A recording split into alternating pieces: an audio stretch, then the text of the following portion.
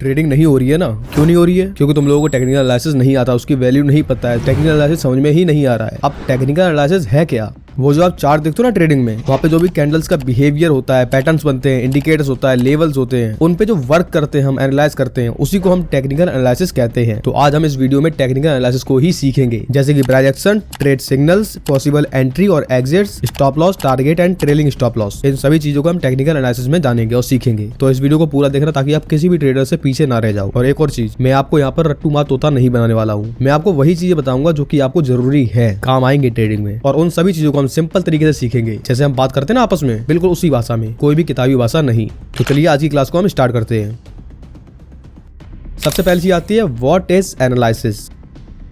देखो, जो भी चार्ट है या फिर जो भी प्राइस है, उसमें जो भी मूवमेंट हो चुकी है, पुरानी मूवमेंट है, उनको हम एनालाइज करते हैं ताकि हम फ्यूचर की मूवमेंट को प्रेडिक्ट कर सके कि आखिर आने वाला प्राइस कहां पर जा सकता है। उसी को हम एनालिसिस कहते हैं। अब एनालिसिस मेनली दो टाइप के हैं। पहला है फंडामेंटल एनालिसिस, दूसरा है टेक्निकल एनालिसिस। अब फंडामेंटल एनालिसिस क्या है? देखो, चाहे स्टॉक हो, बॉन्ड हो, कमोडिटी हो, इंडेक्स हो, कोई भी सिक्योरिटी हो, उसके हम कुछ फैक्टर्स को एनालाइज करते हैं जो कि उसके प्राइस में इफेक्ट डालते हैं या फिर उसकी वैल्यू में इफेक्ट डालते हैं, जिससे हमको पता चलता है कि अभी जो वैल्यू है उसकी वो कम है, ज्यादा है या फिर बिल्कुल सही है। अब फंडामेंटल एनालिसिस करने के लिए हम कुछ चीजों को देखते हैं, जैसे पहला हो गया फाइनेंशियल स्टेटमेंट्स, दूसरा इकोनॉमिक इंडिकेटर्स जहां पर आते हैं जीडीपी, इन्फ्लेशन, अनएम्प्लॉयमेंट रेट्स, तीसरा हो गया इंडस्ट्री एनालिसिस, चौथा हो गया कंपनीज मैनेजमेंट, मतलब किसी कंपनी का मैनेजमेंट कैसा है, आलसी तो नहीं है, घपलेबाज तो नहीं है उसका मैनेजमेंट, पांचवा होगा कंपटीशन, कि उस सिक्योरिटी का, उस स्टॉक का कंपटीशन क्या है, क्या वो उसको कम्पीट कर पा रहा है। छठा हो गया वैल्यूएशन, जिसमें हम देखते हैं PE ratio, PV ratio, EPS, DCF. चलो अब देखते हैं टेक्निकल एनालिसिस क्या है।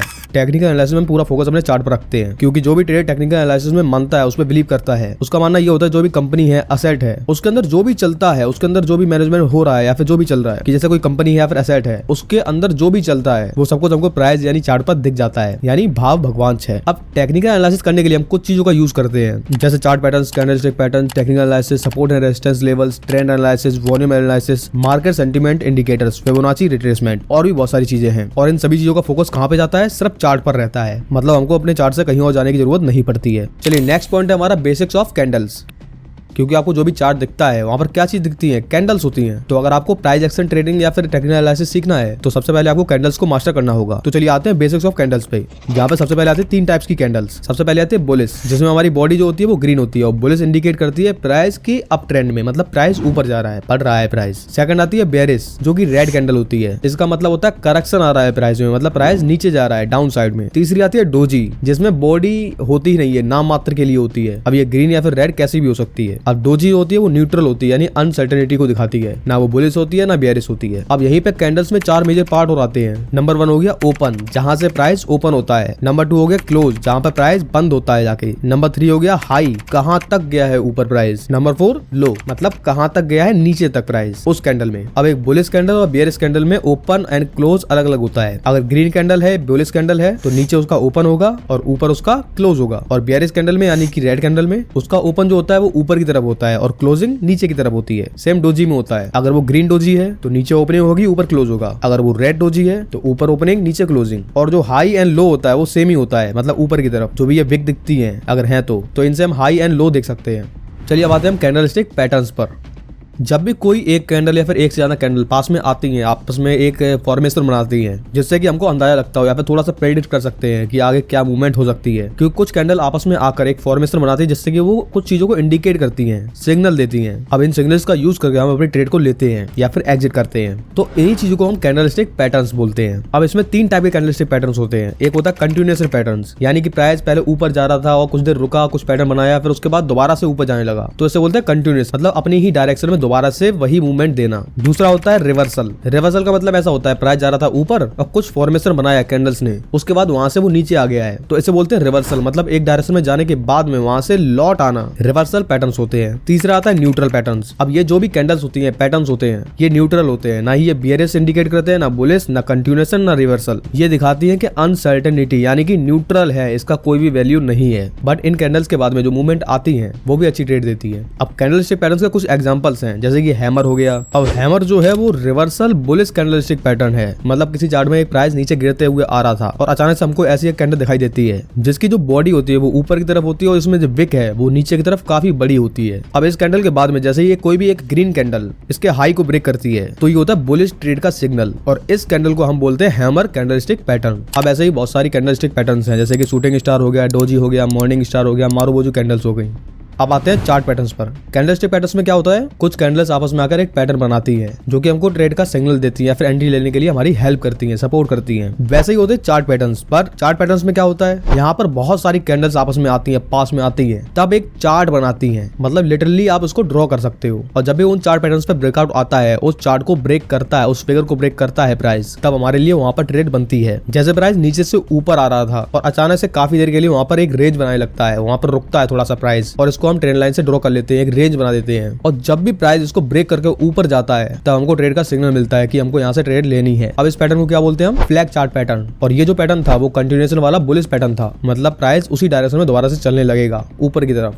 तो जब भी ऐसे पैटर्न्स बनते हैं तो इनको हम चार्ट पैटर्न्स या फिर कैंडलस्टिक चार्ट पैटर्न्स बोलते हैं। अब जैसे कि एक हो गया हेड एंड शोल्डर। अब यहाँ पर क्या होता है, प्राइस ऊपर जा रहा था, थोड़ा सा फिर नीचे आया, फिर इसके बाद वो दोबारा से ऊपर गया और इस बार पहले वाले से थोड़ा सा ज्यादा ऊपर गया है, फिर दोबारा वो उसी लेवल पर नीचे आता है जहाँ पर पहले आया था, फिर एक बार फिर से वो दोबारा से ऊपर जाता है, बट इस बार कहाँ तक जाएगा, उतना नहीं जाएगा जो दूसरी बार में इतना ऊपर गया था, थोड़ा सा कम जाएगा। फिर उसके बाद जब वो नीचे आता है दोबारा से हम उसी लेवल पर एक लाइन ड्रॉ कर सकते हैं और जब भी प्राइस इसको ब्रेक करेगा, नीचे जाएगा, तब हमको एक ट्रेड लेने की अपॉर्चुनिटी मिलेगी। अब यहाँ पर आपको साफ साफ दिखाई दे रहा था ना कि यहाँ पर एक बार ऊपर गया, फिर थोड़ा सा और ज्यादा ऊपर गया, फिर एक बार थोड़ा कम गया। तो यहाँ पर आपको दिख रहा है बीच में हेड दिख रहा है, मतलब बड़ा सा थोड़ा सा, और साइड में शोल्डर जितने थोड़े से कम हाइट में है। तो ये बिल्कुल एक इंसान जैसे हेड एंड शोल्डर का फॉर्मेशन करती है, तो इसलिए हम उसको हेड एंड शोल्डर पैटर्न बोलते हैं। अब ऐसे ही बहुत सारे और भी चार्ट पैटर्न्स हैं, जैसे कि ट्रायंगल्स हो गए, फ्लैग्स हो गए, कप एंड हैंडल पैटर्न हो गया। अब चार्ट पैटर्न हो या फिर कैंडलस्टिक पैटर्न हो, दोनों को ही आपको सीखना होगा, मास्टर करना होगा, क्योंकि ट्रेड लेने के लिए सबसे ज्यादा इंपॉर्टेंट होते हैं। और इन दोनों को ही आने वाले टाइम में अच्छे से सीखेंगे एक डेडिकेटेड वीडियो में, क्योंकि इस वीडियो में इन दोनों को अच्छे से समझाने के लिए काफी टाइम लगेगा, जो कि पॉसिबल नहीं है।